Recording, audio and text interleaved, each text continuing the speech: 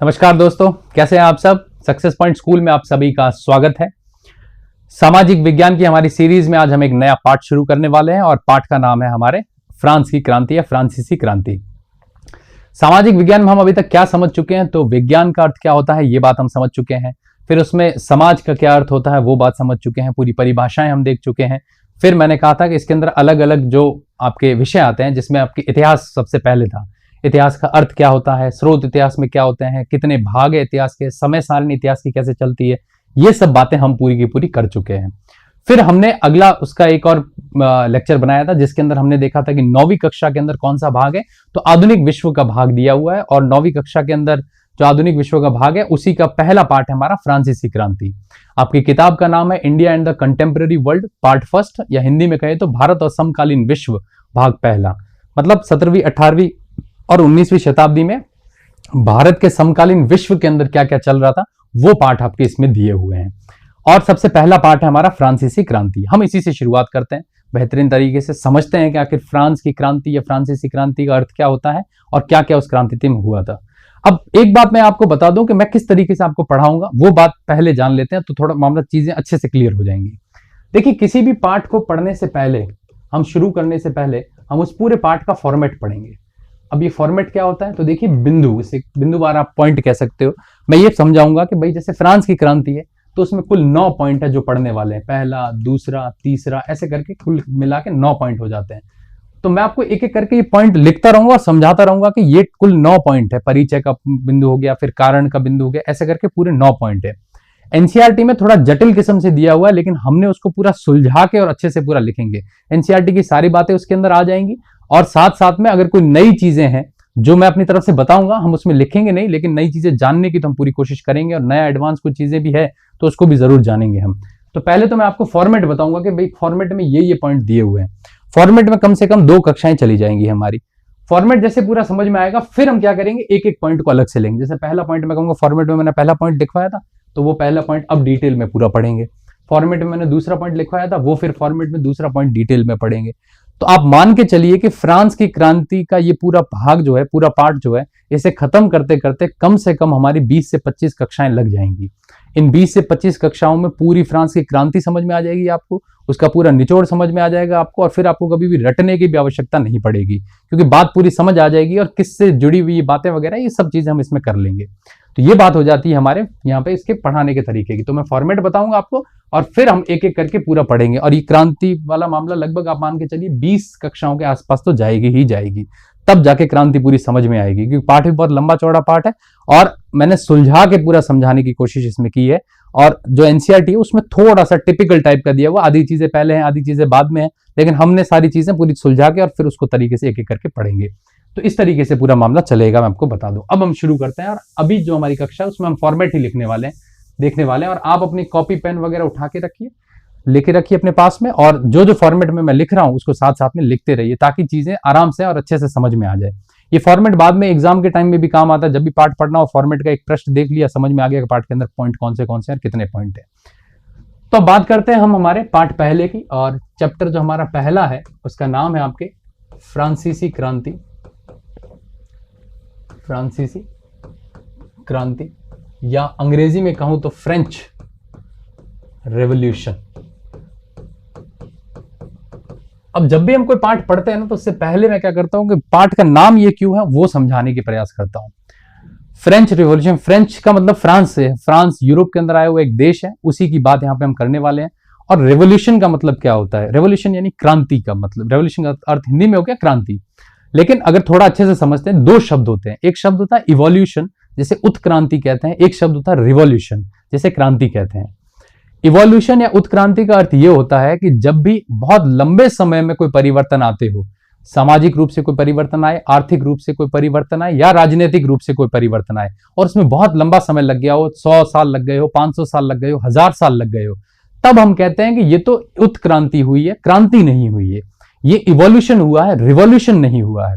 लेकिन हम इसको रिवॉल्यूशन क्यों बोलते हैं, क्रांति क्यों बोलते हैं, उसके पीछे कारण यह है कि जब भी आर्थिक रूप से, सामाजिक रूप से, या राजनीतिक रूप से, या सांस्कृतिक रूप से अगर बहुत कम समय में बहुत सारे परिवर्तन आ जाए, 2 महीने में, 6 महीने में, कुछ दिनों में, 1 साल के भीतर भीतर अगर बहुत सारे परिवर्तन आ जाते हैं, राजनीतिक सत्ता राजतंत्र से बदल के गणतंत्र में पूरी तब्दील हो जाए, किसी देश के पूरा का पूरा समाज बदल जाए, तो इस तरीके की अगर चीजें होती है 1 या 2 साल के अंदर अंदर और बहुत कम समय में और एकदम से सारी चीजें बदल जाती, तब हम कहते हैं कि ये क्रांति हुई है।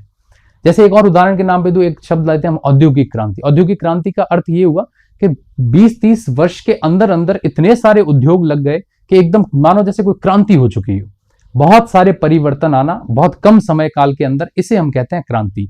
और जब परिवर्तन बहुत लंबे समय में आते हैं तो उसे उत्क्रांति या इवोल्यूशन कहते हैं। अब फ्रांस में जो परिवर्तन आए बहुत कम समय के अंदर आए, इसीलिए इसमें फ्रांस की क्रांति कहते हैं, फ्रेंच रेवोल्यूशन कहते हैं। ये समय कौन से की बात कर रहा है, तो 1789 से लेके आपके 1815, ये पूरा का पूरा समय इस क्रांति के पीरियड का दिया हुआ आपके। इन पूरे के पूरे आपके जितने भी ये 15-20 वर्ष जो दिए हुए हैं, 20 से 25 वर्ष है ये, इसमें फ्रांस में क्या क्या बदलाव आए, पहले फ्रांस किस तरीके का था, बाद में इस समय में क्या क्या बदलाव आए और अंत में जाके क्या इसका रिजल्ट रहा, वो सारी बातें इसके अंदर दी हुई है हमारे। तो फ्रांसीसी क्रांति, और मैंने आपको बताया था जब इतिहास के दोनों भाग बताए थे कि ये आधुनिक विश्व इतिहास का भाग है और उसी में हम पढ़ रहे हैं इसको। अब शुरू करते हैं हम इसको फॉर्मेट से जानने के कि हम कौन से पॉइंट इसमें पढ़ने वाले हैं। सबसे पहला हमारा पॉइंट इसका होगा, वो होगा परिचय का। किसी भी पार्ट को शुरू करने से पहले उसका परिचय समझना या उसका इंट्रोडक्शन समझना बड़ा जरूरी है, बेहद जरूरी है। परिचय के अंदर हम क्या क्या चीजें पढ़ने वाले हैं, तो देखिए परिचय में, क्योंकि देश की बात आ गई, मैंने कहा कि पहले पार्ट का नाम जो है उसके बारे में चीजें समझाएंगे, तो हम उस देश का सबसे पहले मानचित्र पढ़ेंगे। सबसे पहला हमारा काम होगा कि हम उसके मानचित्र को पढ़ें। हम यूरोप के पूरे मानचित्र को पढ़ेंगे, यूरोप का जो पूरा महाद्वीप है उसका मानचित्र, और साथ साथ में फ्रांस उसमें कहाँ आया हुआ है वो देखेंगे, फ्रांस के आसपास कौन से देश आए हुए हैं वो देखेंगे, और फ्रांस के अंदर मुख्य कौन से शहर आए हुए हैं उनको भी नाम लिखेंगे हम। मैं यहाँ पे लिखूंगा और आप अपनी कॉपी के अंदर भी वहां पे नोट करना, ताकि जब क्रांति की हम बात करें, फ्रांस के अलग अलग शहरों की बात करें, आसपास के किसी देश की क्रांति के अंदर बात करें, तो आपके दिमाग में पहले से क्लियर हो कि अच्छा ये देश यहाँ पे आया हुआ है, इतना पास में है, ये फ्रांस का इस शहर का नाम है, ये फ्रांस का वो शहर है, इसमें इतनी दूरी है, ये बात हमारी पहले से क्लियर हो जानी चाहिए। इसीलिए मानचित्र समझना बेहद जरूरी है। मानचित्र समझेंगे तो फ्रांस की बात पूरी समझ में आ जाएगी हमें। और मानचित्र समझने के बाद में दूसरा जो हमारा बिंदु रहेगा वो हमारा रहेगा पृष्ठभूमि का। पृष्ठभूमि से क्या मतलब है मेरा, देखिए पृष्ठभूमि के अंदर बैकग्राउंड समझने वाले हम, इंग्लिश में कहूं तो 17वीं और 18वीं शताब्दी का जो फ्रांस है, 17th और 18th सेंचुरी का जो फ्रांस है, उसका बैकग्राउंड समझेंगे, उसकी पृष्ठभूमि समझेंगे। पृष्ठभूमि में सही कहूं तो मैं 17वीं और 18वीं शताब्दी के फ्रांस की बात नहीं, लगभग पूरी दुनिया के उस समाज उस समय किस तरीके के थे, तो वो पूरी बात उसमें आ जाएगी। अगर आप 17वीं और 18वीं शताब्दी की दुनिया देखोगे तो दुनिया में राजतंत्र जैसा मामला बहुत ज्यादा था, यानी राजा जो होते थे वो तंत्र को पूरा चलाते थे। उस समय लोकतंत्र, गणतंत्र, जो हम डेमोक्रेसी वगैरह की आज के समय में बात करते हैं, ऐसा कुछ देखने को नहीं मिलता था। राजा ही मुखिया होता था पूरे राज्य का, और जिस तरीके से राजा शासन चलाता था वैसे ही शासन चलता था। उस समय के समाज की भी अगर हम बात करें तो 3 वर्गों में समाज बटा हुआ था। ये लगभग हर जगह के हाल थे, सिर्फ फ्रांस की बात नहीं है, फ्रांस की भी बात है, फ्रांस में भी मैं समझाऊंगा। और फ्रांस में भी इसी तरीके से था, 3 वर्ग होते थे। एक राजा का वर्ग होता था, सबसे ऊपर वाला वर्ग, फिर बीच का मध्यम वर्ग होता था जिसमें पुजारी आ जाते थे, कई सारे व्यापारी आ जाते, और तीसरा जो होता था वो सबसे निम्न वर्ग होता था जिसमें श्रमिक आते थे, दास आते थे। इस तरीके से पूरा समाज बटा हुआ था। सबसे अधिक जनसंख्या जो हुआ करती थी वो आपके निम्न वर्ग जो होता था उसकी होती थी। सबसे प्रताड़ित जो वर्ग था वो निम्न वर्ग ही था। उस समय राजतंत्र के अंदर इन लोगों के अधिकारों की कोई बात नहीं होती थी। राजा आपस में लड़ते रहते थे अपने साम्राज्य विस्तार के लिए, लेकिन वही है कि जो लोग होते थे वो राजा के अधीन ही रहते थे, राजा को ही सब कुछ मानते थे। लेकिन धीरे धीरे परिवर्तन आए, इस क्रांति के बाद में परिवर्तन आए और राजाओं की सत्ताएं उनके हाथ से निकलने लगी, और बाद में फ्रांस से लेते हुए पूरे यूरोप में और यूरोप से लगभग पूरी दुनिया में परिवर्तन आने शुरू हुए। तो पृष्ठभूमि के अंदर इस फ्रांस के समाज को हम समझेंगे कि वहां पे भी राजतंत्र था, वहां पे भी बुर्बो वंश करके एक वंश था, उसका शासन चलता था, और 3 भाग में पूरा का पूरा समाज जो था वो बटा हुआ था। इसको थोड़ा सा हम समझ लेंगे कि इस तरीके का वो समाज था, ताकि उस समाज को समझे तो फिर हमें समझ में आएगा अच्छा फिर इस समाज में क्रांति हुई है, समाज पहले ऐसा था और क्रांति के बाद में किस तरीके का समाज या फिर किस तरीके का राजनीतिक तंत्र बना, वो भी हम इसमें समझेंगे। पहला पॉइंट हमारा यही होता है। अब आते हैं हम दूसरे पॉइंट के ऊपर, या दूसरा बिंदु हम उसमें क्या समझने वाले हैं। तो दूसरा बिंदु हमारा बड़ा स्पष्ट सा है, वो है आपके फ्रांस की क्रांति के कारण। अब ये बिंदु थोड़ा सा लंबा चलेगा। अब फ्रांस की क्रांति के पीछे कारण क्या क्या थे। कभी भी दुनिया में कोई भी क्रांति हुई है, जिस भी क्रांति को हम पढ़ते हैं उसके पीछे कुछ ना कुछ कारण जरूर जिम्मेदार होते हैं। बिना कारण के कभी भी क्रांति नहीं होती है। ये क्रांतियां विचारों से होती है, ये भी मैं मानता हूं, और कहते हैं कि कहीं भी अगर दुनिया में क्रांति होती है तो सबसे पहले मन में क्रांति होती है, उसके बाद में क्रांतियां बाद में अपना जो मेन चरण रूप होता है वो लेती है। लेकिन सबसे पहले मन में विचार आते हैं, फिर विचारों के तहत व्यक्ति ढलता है, अपने साथ में लोगों को इकट्ठा करता है और फिर उसी विचारों के तहत समाज का या राजनीतिक संगठन का गठन करने निकल जाता है। तो फ्रांस की क्रांति के पीछे भी बहुत सारे कारण रहे थे और उन एक कारण को एक एक करके हम पूरा समझेंगे कि आखिर कौन से कारण थे कि फ्रांस के अंदर क्रांति हुई। इस क्रांति से पहले का समाज राजतंत्र का समाज था फ्रांस का, और राजतंत्र से बदल के फ्रांस का समाज जो है संवैधानिक राजतंत्र, फिर गणतंत्र, इन सब में बदलता गया। वो हम धीरे धीरे समझेंगे कि बदलाव आए थे। पार्ट के अंत में मैं बताऊंगा कि आखिर फ्रांस किन किन स्टेज से होकर पूरा गुजरा था। अब सबसे पहले फ्रांस की क्रांति की बात करते हैं। हम जब पूरा फॉर्मेट हो जाएगा उसके बाद में पार्ट को शुरू करेंगे, तब ये पॉइंट पूरा लेंगे और एक एक करके इस पॉइंट को पूरा लिखेंगे और समझेंगे। फ्रांस की क्रांति के कारण की अगर मैं बात करूं, सबसे पहला कारण जो हो जाता है वो होता है आपके आर्थिक कारण। आर्थिक कारण, इंग्लिश में कहे तो इकोनॉमिक रीजंस। फ्रांस की क्रांति होने के पीछे आर्थिक कारण भी जिम्मेदार थे। फ्रांस में राजतंत्र था, राजा ने बहुत सारा पैसा अपने ऐशो आराम पे भी लगा रखा था, और साथ साथ में उस समय अमेरिका के अंदर भी एक युद्ध चल रहा था ब्रिटेन और अमेरिका के बीच में। तब फ्रांस अमेरिका को सपोर्ट कर रहा था, तो अमेरिका के उस युद्ध व स्वतंत्रता संग्राम के अंदर फ्रांस ने अपना बहुत सारा पैसा लगा दिया। तो यहाँ के लोगों को पैसों की भी कमी आने लगी, जो संसाधन उनको मिलने चाहिए वो भी नहीं मिल पा रहे थे, और एक अच्छा खासा तबका जो था गरीबी रेखा से नीचे आ गया था फ्रांस के अंदर। तो लोग बड़े प्रताड़ित थे इस समय में। तो और भी बहुत सारे आर्थिक कारण है इसके अंदर, जब हम डिटेल में पढ़ेंगे तब एक एक चीज को लिखेंगे। तो एक आर्थिक कारण समझ लेंगे। आर्थिक कारण को समझने के बाद में हम दूसरा कारण समझेंगे कि फ्रांस की इस क्रांति के पीछे सामाजिक कारण भी है। सामाजिक कारण का मतलब उनके समाज का गठन जो है वो भी एक कारण बना इस क्रांति के लिए। समाज के 3 ग्रुप होते थे जिन्हें फ्रांस में एस्टेट कहते थे। एस्टेट 1, एस्टेट 2 और एस्टेट 3। ये 3 समूह अलग अलग भागों में विभाजित थे। सबसे पहले समूह में राजा और जो कुलीन वर्ग होता वो आ जाता था। दूसरे वर्ग के अंदर पुजारी वर्ग हो गया, और जो व्यापारी वर्ग हो गया वो आ जाता था। और तीसरा वर्ग जो था उसमें श्रमिक, किसान वगैरह आते थे। और तीसरे वर्ग की जनसंख्या सबसे अधिक थी, टैक्स सबसे अधिक तीसरा वर्ग देता था, लेकिन तीसरे वर्ग के पास में कोई अधिकार नहीं थे। इस तरीके की, और जब भी कभी ऐसा संकट आए करे तो उस समय उनको कोई बचाने वाला भी नहीं था, राजा भी उनको नहीं बचाता था। तो ऐसे करके फ्रांस का समाज इस तरीके का था कि ज्यादातर तबका जो है वो आपके एक पूरा का पूरा कहे तो प्रताड़ित हुआ था, और काफी चीज समय से सोच रहा था कि शायद समाज में कुछ ऐसे बदलाव आए तो हम हमारे अधिकारों की भी बात करें। तो ऐसे आर्थिक सामाजिक कारण भी रहे। तो सामाजिक कारण क्या कहते हैं एक एक डिटेल में पढ़ेंगे, ये भी मैं सामान्य सी जानकारी साथ साथ में आपको दे रहा हूं। तो आर्थिक कारण हो गए, सामाजिक कारण हो गए। तीसरा एक और कारण होता है जिसे हम कहते हैं राजनैतिक कारण। राजनैतिक कारण यानी पॉलिटिकल रीजन। राजनैतिक कारण क्या क्या थे फ्रांस की क्रांति के, इसे कहते हैं पॉलिटिकल रीजन। देखिए उस समय 17वीं और 18वीं शताब्दी का जो पूरा समाज था उस समय दुनिया में, तो वहां मैंने कहा राजतंत्र चलता था। तब राजतंत्र के अंदर इस तरीके की एक अंग्रेजी में कहे तो थ्योरी चलती थी या सिद्धांत चलता था, हिंदी में कहे तो उस सिद्धांत का अर्थ ये होता था कि राजा जो होता था वो उसको इस तरीके से बताया जाता था जनता को कि राजा जो है वो भगवान का पुत्र है या भगवान की देन है या भगवान का ही रूप है, जिसे भगवान ने यहाँ पे भेजा है और आप पे शासन करेगा और आपके भले के लिए वो कार्य कर रहा है। तो जनता भी इस समय इसी बात को मानती थी। उस समय की जो जनता थी धर्म के आडंबरों में बहुत ज्यादा डूबी हुई थी, यानी धार्मिक चीजों पे विश्वास बहुत अधिक करती थी 17वीं 18वीं, चाहे वो फ्रांस की समाज की बात क्यों ना कर रहा हूं मैं। उस समय की जनता वाकई में धर्म पे बहुत विश्वास करती थी और धार्मिक चेतनाओं के तहत अंधविश्वास में डूबी हुई जनता थी। और इसी अंधविश्वास के तहत ये कहा जाता था कि राजा जो है वो भगवान का पुत्र है और भगवान के बिहाफ पे वो आपके ऊपर राज कर रहा है और आपके लिए भले के लिए राज कर रहा है। तो उसका जो भी आपके ऑर्डर आए, जो भी आदेश आए, आपको मानना चाहिए उसका आदेश। ऐसे करके जनता को बताया गया। तो भगवान और राजा को वो भगवान की तरह मानते थे लोग वहां के। फ्रांस में भी यही हाल थे। तो ऐसे राजनीतिक कारण थे। मतलब कोई अगर ये भी कहता था कि राजा को हटा दो, भले लोग कितने प्रताड़ित भी होते थे अंदर से, तो भी वो कहते नहीं नहीं राजा नहीं हट सकता, राजा तो है भगवान का देन है, भगवान का पुत्र है, इस तरीके से नहीं हट सकता। ऐसी चीजें चलती थी। यानी कि पूरा सोच समझ के गुलाम कैसे बनाया जाता है उस तरीके से सोच को गुलाम बना दिया गया था। तो ऐसा कुछ था राजनीतिक कारण के तहत। तीसरा कारण ये था राजनीतिक कारण, और भी हम इसको डिटेल में देखेंगे। 3 कारण ये थे, और भी कारण थे फ्रांस की क्रांति के। क्या क्या कारण थे तो आगे समझते हैं। तो ये 2 पॉइंट आप अच्छे से लिख देना, ताकि हम जब डिटेल में वापस एक एक करके इस पहले पॉइंट को दूसरे पॉइंट को समझना शुरू करें, तब आपके कॉपी में पहले पॉइंट लिखा हुआ और हेडिंग डाल के फिर एक एक आर्थिक क्रांति के ऊपर पूरा एक पेज आएगा, फिर आपके सामाजिक कारणों के ऊपर पूरा एक पेज आएगा, फिर राजनीतिक कारण के ऊपर पूरा एक पेज आएगा, और उसको हम एक एक करके लिखेंगे। अभी तो मैं खाली फॉर्मेट बता रहा हूँ। ABC, अभी C के बाद D वाला पॉइंट और क्या है कारण में। तो बहुत सारे कारण मैंने कहा ना, इसके बाद आर्थिक कारण हो गए, सामाजिक कारण हो गए, राजनीतिक कारण हो गए। ये 3 कारण हो गए। उसके बाद में चौथा एक और कारण आता है। चौथा कारण था मध्यम वर्ग का उदय। मध्यम वर्ग का उदय, इंग्लिश में कहे तो rise of the middle class. क्या मतलब हो गया?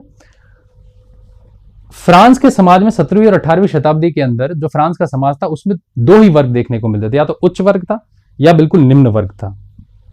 एक मध्यम वर्ग का समाज नहीं देखने को मिलता था। यानी कोई ऐसा था जिसके पास बहुत पैसे थे, बहुत ही ऐशो आराम से पूरी अपनी जिंदगी जी रहा था, और दूसरा तबका ऐसा था जिसके पास कुछ नहीं था। एक मध्यम वर्ग होता है ना, वो नहीं देखने को मिलता था। इस समय लगभग किसी समाज में नहीं था। भारत के समाज में मध्यम वर्ग जैसा कुछ नहीं था। ऐसा एक आपके फ्रैंकोइस बर्नियर करके एक भारत में यात्री आए थे, उन्होंने भी लिखा है कि भारत में भी उस समय एक ही इस तरीके का समाज देखने को मिलता जिसके 2 वर्ग थे। जो बीच का मध्यम वर्ग है वो कहीं नहीं देखने को मिलता। और बात भी सही है। ये मध्यम वर्ग का उदय कब हुआ? फिर जब व्यापार बढ़े, व्यापार में वृद्धि हुई, तब मध्यम वर्ग का उदय हुआ। धीरे धीरे ऐसे लोग, कुछ लोग पढ़ने लगे। ये मध्यम वर्ग का वो लोग थे जो व्यापार करते थे, अपने देश में भी करते थे, दूर दराज के व्यापार करने भी इन्होंने शुरू किए थे। उससे इन्होंने पैसे भी इकट्ठा किए थे, इन्होंने शिक्षा भी हासिल की थी, और अपने बच्चों को भी शिक्षा देते थे, और चाहते थे कि उनके बच्चे भी नई नई चीजों को सीखे, नए विचारों को सीखे, और धीरे धीरे कोशिश करें कि समाज में भी बदलाव लेके आए। क्योंकि मध्यम वर्ग की कोशिश करता है सबसे अधिक। जो बहुत ज्यादा पैसे वाला है उसको ज्यादा फर्क नहीं पड़ता, जो बहुत ज्यादा गरीब अवस्था में है उसे भी कोई फर्क नहीं पड़ता, क्योंकि कितनी भी चीजें बदल जाए, अगर उसकी जीवन नहीं बदल रहा तब तक कुछ नहीं होने वाला। लेकिन मध्यम वर्ग हमेशा प्रयास करता है कि वो शिक्षा में भी बेहतर काम करे। मध्यम वर्ग हमेशा प्रयास करता है कि समाज को बदलने में भी वो बेहतर कार्य करे। तो इसी तरीके फ्रांस में एक मध्यम वर्ग का उदय उस समय होना शुरू होता है, क्योंकि ये 17वीं और 18वीं शताब्दी में व्यापार की भी वृद्धि बहुत ज्यादा होती है।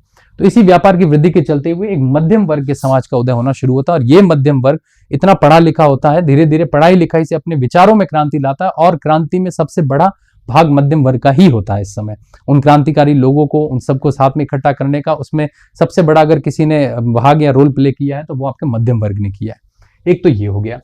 फिर एक और कारण आ जाता है फ्रांस की क्रांति के ऊपर। उसके पीछे वो कारण जो है उसे हम कहते हैं बौद्धिक कारण। ये सब आपकी किताब में दिए हुए हैं। बौद्धिक कारण, अंग्रेजी में कहे तो इंटेलेक्चुअल रीजंस।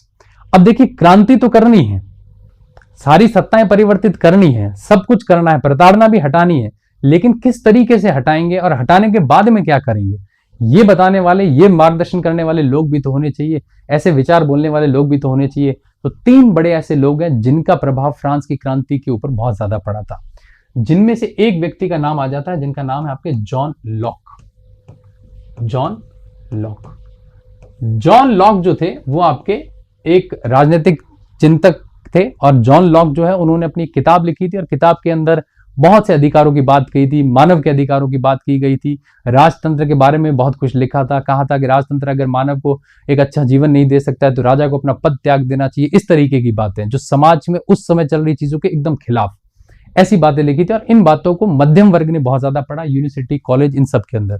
तो समाज में जो नए नए चिंतन करने वाले लोग आते हैं ना, वो समाज को एक नई दिशा देते हैं, तो उनमें से एक ये भी थे।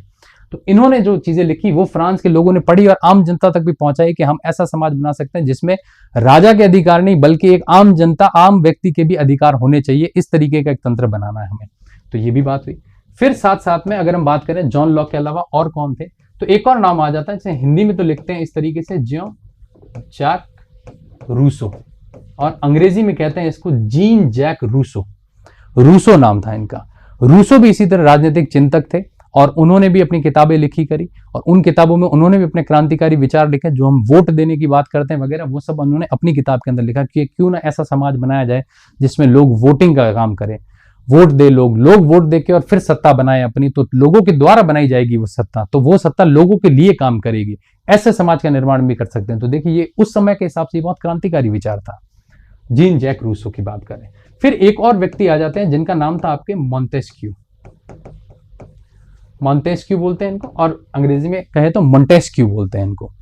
मॉन्टेस्क्यू एक फ्रांस के जज थे और राजनीतिक चिंतक भी थे, और उन्होंने एक किताब लिखी थी। उस किताब के अंदर बहुत सी चीजें बताई उन्होंने। एक बहुत अच्छा उदाहरण दूं इसका मैं, तो मॉन्टेस्क्यू ने यह कहा था कि जैसे जो सत्ता होती है राजा की, राजा के पास में कार्यपालिका का भी काम होता है। एक उदाहरण के तौर पे राजा कार्यपालिका का भी काम करता है, राजा न्यायपालिका का भी काम करता है आपके, और राजा विधायिका का भी काम करता है। विधायिका मतलब कानून बनाने का काम भी राजा का है, कानून को लागू करने का काम भी राजा का है, और लोगों को न्याय देने का काम भी राजा का है। यानी ये तीनों शक्तियां एक राजा के पास में ही है सारी। तो मोंतेस्क्यू ने कहा ऐसा नहीं होना चाहिए, ऐसे समाज में कुछ नहीं हो सकता। जब इतनी सारी ताकत आपने एक व्यक्ति को दे दी है तो फिर वो व्यक्ति तो अपने आप निरंकुश तरीके से चलेगा। मोंतेस्क्यू ने कहा कि इस चीज को यहां से हटाइए, और ये जो आपका मामला दिया हुआ है इससे बढ़िया आप क्या करो कि कार्यपालिका का काम किसी और को दे दो, न्यायपालिका का किसी और को दे दो, और विधायिका का काम किसी और को दे दो। इन तीनों को अलग कर दो। इससे शक्तियों का पृथक्करण कहते हैं, डिवीजन ऑफ पावर कहते हैं इसको, सेपरेशन ऑफ पावर कहते हैं इसको। और ये अभी वर्तमान में हमारी जो सरकार चल रही है वो इसी शक्तियों के पृथक्करण पे चल रही है। आप देख लीजिए, कार्यपालिका का काम कोई और कर रहा है, न्यायपालिका सुप्रीम कोर्ट काम कर रहा है, कार्यपालिका का जो हमारे मेन अध्यक्ष है वो राष्ट्रपति है हमारा, और विधायिका का जो मेन अध्यक्ष है वो हमारे प्रधानमंत्री है। तीनों के अलग अलग कार्य दे दिए, किसी एक के पास में सारे कार्य नहीं, क्योंकि इसे शक्ति का पृथक्करण कहते हैं। एक व्यक्ति को ज्यादा शक्ति दे दी तो फिर वो निरंकुश शासक बनेगा। तो ये मोंतेस्क्यू ने कहा था पहली बार, और फिर इससे अमेरिका का जो संविधान बना है और अमेरिका की जो सरकार बनी वो मोंतेस्क्यू के विचारों से बड़ी प्रभावित थी। इसी तरह के मोंतेस्क्यू के विचारों से फ्रांस की क्रांति भी बड़ी प्रभावित रही, और हम इसको भी बहुत अच्छे से डिटेल में चर्चा करेंगे। अब ये सारे कारण फ्रांस की क्रांति के पीछे चल रहे थे, ये कम से कम आपके 6 कारण है, और 5 कारण मैं आपको बता चुका हूं। राजनीतिक कारण, सामाजिक कारण, आर्थिक कारण, मध्यम वर्ग का उदय, बौद्धिक कारण, और बौद्धिक कारण के बाद में सबसे आखिरी कारण। ये सब कारण तो चल ही रहे थे। देखिए क्या होता है ना कि पहले गुस्सा पूरा इकट्ठा हुआ हो ही रखता है, जितने में बस एक चिंगारी की कहते हैं ना जरूरत पड़ती है, तो वो चिंगारी लास्ट में जब लगती है तो फिर क्रांति अपने आप होनी शुरू होती है, लोग उभरने शुरू होते हैं और राजा सत्ता के खिलाफ जाने शुरू होते हैं। अब बात करते हैं सबसे आखिरी कारण की। सबसे आखिरी कारण को हम बोलते हैं आपके तात्कालिक कारण। तात्कालिक कारण इंग्लिश में अगर हम कहें तो इमीडिएट कॉजेस। तात्कालिक कारण या इमीडिएट कॉजेस कौन से रहे थे फ्रांस की क्रांति के? तात्कालिक कारण की बात करें तो एक शब्द आ जाता है जिसे कहते हैं जीविका संकट, अंग्रेजी में कहते हैं इसको सबसिस्टेंस क्राइसिस। ये तात्कालिक कारण रहा था। 1790 के आसपास की बात है। उस समय एक तरफ राजा ने मीटिंग बुलाई थी टैक्स वगैरह बढ़ाने के लिए, और उसी समय फ्रांस के अंदर अकाल पड़ गया था भयंकर, और उसी अकाल के चलते हुए फ्रांस के लोगों के ऊपर जीविका का संकट मंडराने लगा। लोग भूखे मर रहे थे, भूख के कारण बीमारियां लग रही थी, बीमारी के कारण मृत्यु हो रही थी लोगों की, और अब आखिर उनके पास में वही चीज समझ में आ जाती कि या तो क्रांति करके पूरे समाज को बदला जाए, वरना फिर सीधा मौत को कबूल किया जाए। तो इसी चीज को लेते हुए अब लोगों में गुस्सा उमड़ पड़ता है, और इसी तात्कालिक कारण के कारण उस राजा के खिलाफ फ्रांस में विद्रोह होना शुरू होता है। अब वो विद्रोह वाला घटनाक्रम क्या था वो तीसरे पॉइंट के अंदर हम समझेंगे। तो ये फ्रांस की क्रांति के पूरे कारण आपकी किताब में अलग अलग जगह पे सारे कारण दिए हुए, मैंने एक ही जगह पे इकट्ठा कर दिए पूरे। तो पहले परिचय समझेंगे, मानचित्र समझेंगे, फ्रांस का समाज समझेंगे, और फिर समझेंगे कि फ्रांस में आखिर क्रांति हुई क्यों। तो पहले राजतंत्र था और फिर क्रांति के बाद में क्या क्या बदलाव आए अब देखते हैं इसमें। ये 2 पॉइंट हमारे यहाँ पे पूरे हो जाते हैं। अब हम आते हैं अगले पॉइंट के ऊपर। हमारा तीसरा पॉइंट जो है हम उसके ऊपर बात करते हैं। टोटल 9 पॉइंट है, मैंने आपको बताया। तीसरा जो हमारा पॉइंट है उसके अंदर हम क्या पढ़ने वाले हैं, 2 पॉइंट के बाद में तीसरा हमारा पॉइंट जो आएगा उसके अंदर हम पढ़ने वाले हैं कि फ्रांस में जो राजा होता है वो आपके एक मीटिंग बुलाता है। किस लिए मीटिंग बुलाता है तो उसको भी देखते हैं हम।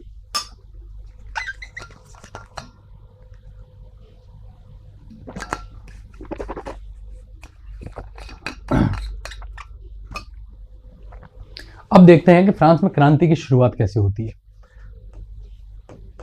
क्रांति की शुरुआत,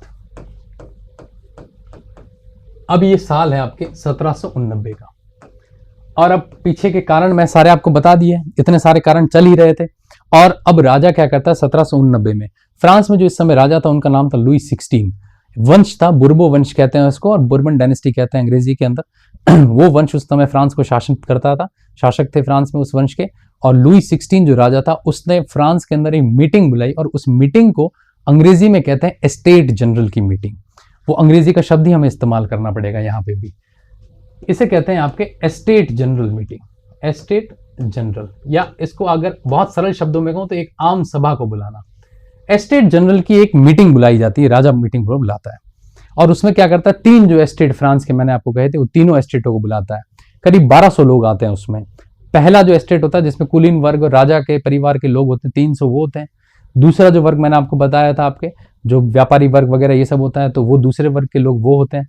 और तीसरा जो वर्ग होता है आपके वो होता है आपके समाज का जो सबसे निचला तबका होता है उसके लोग। उसमें कुछ लोग अमीर भी थे, ऐसी बात नहीं, तीसरे तबके के अंदर सारे गरीब थे, कुछ ठीक ठाक सिचुएशन में भी थे, लेकिन फिर भी उनकी सिचुएशन या उनकी कंडीशन इतनी अच्छी नहीं थी।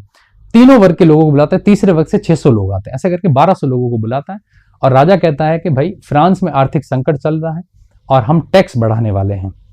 तो इस बात को सुन के तीसरे वर्ग के जो लोग होते हैं उनको थोड़ा सा धक्का लगता है। अब ये तारीखें थोड़ी सी आप याद रखना, इनकी तारीखों में 4 तारीखें बड़ी महत्वपूर्ण है। एक तारीख है आपके यहाँ पे 5 मई 1789, इसी दिन ये मीटिंग बुलाई जाती है और मीटिंग के अंदर सारी बातें होती करती है, लेकिन बात ये आ जाती है कि तीसरा जो वर्ग होता है वो नाराज हो जाता है। वो कहता है कि आप टैक्स बढ़ा रहे हो, बाकी के दोनों वर्ग तो टैक्स देते नहीं है, तीसरा वर्ग बेचारा अकेला टैक्स देता है और वो पहले से ही आर्थिक संकट से जूझ रहा है, खाने पीने को उनके पास में कुछ भी नहीं है, और अब आप मीटिंग करके वापस टैक्स को और ज्यादा बढ़ा रहे हो। तो उन तीसरे वर्ग के लोगों ने कहा कि अगर टैक्स बढ़ाना है तो पहले तो वोटिंग की जाए पूरी। ऐसी अपनी अपनी शर्तें रखी बहुत सारी। राजा ने एक भी शर्त नहीं मानी। राजा ने कहा हम आपकी शर्त मानने को तैयार ही नहीं है। अब ये बात हो गई तो वहां से वो लोग नाराज होकर निकल गए और उन लोगों ने कहा कि हम अब राजा की बात नहीं मानेंगे और हम अपना खुद का एक ऐसा संविधान तैयार करेंगे।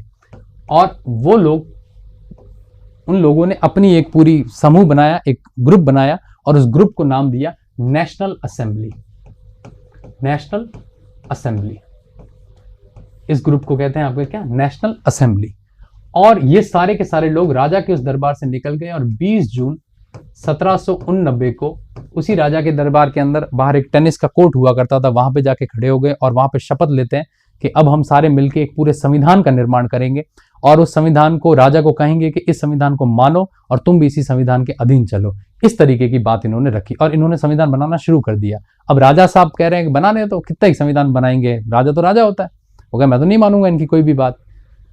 लेकिन तभी थोड़ा सा ये इधर संविधान बन रहा होता है, उधर राजा को इनकी खबर रहती है। तब तक फ्रांस के अंदर एक और चीज हो जाती है। ये बात है आपके 14 जुलाई 1789 को। इस दिन हालत खराब हो जाती है। 14 जुलाई 1789 को मैंने आपको कहा था तात्कालिक कारण, जो जीविका संकट का कारण था, वो इसी समय हुआ था। लोग भूखमरी से मर रहे थे और हालत इतनी बदतर थी कि लोगों के पास में खाने पीने को दाना नहीं था, कई दिनों से बेचारे भूखे थे। ज्यादातर तबका फ्रांस का मैं बात कर रहा हूं। और तब उन्हें यह खबर भी लगती है कि राजा जो है वो इस तरीके से टैक्स बढ़ाने की और बात कर रहा है और साथ साथ में अब जो है आने वाली स्थिति हमारी और ज्यादा खराब होगी। तो वहां से क्या होता है, 14 जुलाई के दिन एक भीड़ पेरिस के शहर के अंदर घुस जाती है। बहुत से लोग इकट्ठा हो जाते हैं और भीड़ बनाते हुए पेरिस के शहर के अंदर घुसते हैं। पेरिस के शहर में घुसने के बाद में जगह जगह पे दुकानों को तोड़ा जाता है, जगह जगह पे जाके रोडें तोड़ी जाती है, दुकानें तोड़ी जाती है। किंग जो राजा के अपने लोग होते हैं या उनको रोकने की कोशिश करते हैं उनको मारा जाता है। वो जो राजा के सैनिक होते हैं वो भी उन्हीं में से एक होते हैं, रोकने की कोशिश खूब करते हैं, लेकिन उन्हें पता है कि आज के समाज की स्थिति इस तरीके की हो रखी है कि राजा बात नहीं मान रहा। और 14 जुलाई को भयंकर तरीके से भीड़ पूरे फ्रांस के इसमें पेरिस में इकट्ठा हो जाती है।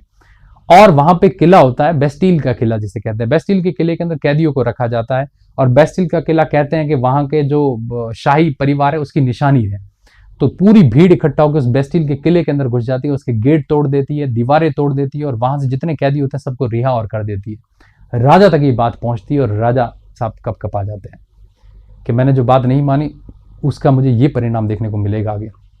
आज भीड़ ने बेस्टील का किला तोड़ा है, कल ये भीड़ उसी चीज आगे किले को तोड़ती हुई मेरे पास भी पहुंच सकती है और मुझे भी मार सकती है। राजा को ये चीज अंदेशा हो गया था। अब राजा को लगा कि अगर इन्हें शांत करना है तो ये नेशनल असेंबली ने जो संविधान बनाया उस संविधान को मान्यता देनी पड़ेगी, किसी भी तरीके से एक बार इन सबको शांत करना पड़ेगा। तो आखिर तारीख आती है आपके 4 अगस्त 1789। अब राजा साहब कहते हैं कि ठीक है कि अब राजतंत्र तो चल ही रहा है जो मेरा है और मैं तुम्हारे संविधान जो तुम लोगों ने बनाया है उस संविधान को भी मंजूरी दे देता हूं। यानी कि अब फ्रांस में संवैधानिक राजतंत्र बनाएंगे हम, यानी एक राजा और संविधान दोनों चलेंगे फ्रांस के अंदर। और यहां पे राजा ने एक शर्त रखी थी कि भाई संविधान बना लेंगे लेकिन मैं संविधान के अधीन नहीं रहूंगा, क्योंकि अगर राजा संविधान के एकदम अधीन आ गया तो फिर संविधान सर्वोपरि हो जाएगा। जैसे हमारे देश में संविधान सबसे सर्वोपरि है, संविधान से ऊपर कोई भी नहीं है, ना प्रधानमंत्री है, ना राष्ट्रपति है, ना सुप्रीम कोर्ट के जज है, कोई भी नहीं है। लेकिन राजा ने कहा था कि ये राजतंत्र जो संवैधानिक राजतंत्र होगा इसमें संविधान मेरे अधीन रहेगा, अब संविधान के अधीन बाकी सारे काम हो जाएंगे। तो लोगों को लगा चलो कोई बात नहीं, अब लागू तो करो इसको। और 4 अगस्त 1789 को राजा बोलता है कि अब हम इस संविधान को लागू कर देते हैं। ये तीसरा पॉइंट हमारे यहाँ पे पूरा हो जाएगा। हम एक एक करके सारी डिटेल को यहाँ पे देखेंगे। अब इन 3 पॉइंट को हम समझने वाले हैं। अब आगे और पॉइंट है, 6 पॉइंट और है, 9 पॉइंट है टोटल। और अगले लेक्चर के अंदर हम देखेंगे आपके जो ये 3 पॉइंट है हमारे, इसके बाद वाले कौन से और पॉइंट है जो समझने हैं, और फिर बाद में हम एक एक करके पूरे पॉइंट को विस्तार से पढ़ेंगे। इस पॉइंट को तो अभी बहुत डिटेल में हम पढ़ेंगे, मैंने तो खाली बताया कि इसमें ये 4 बातें आने वाली है तीसरे पॉइंट में।